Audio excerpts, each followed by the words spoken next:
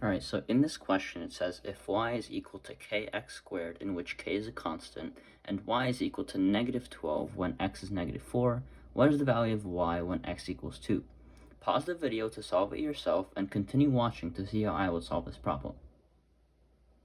Alright, so the first thing I would do to solve this problem would be to write down y is equal to kx squared, and that when y is negative 12, we do this for y.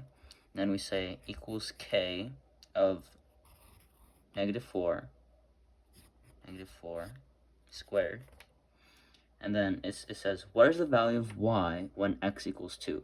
So it says y is equal to k and then 2 squared, right? So what it's really asking is y equals 4k. Well, what is the value of 4k? That's what it's asking. So we simplify this expression and we get negative 12 is equal to k times 16. Now, what do we see?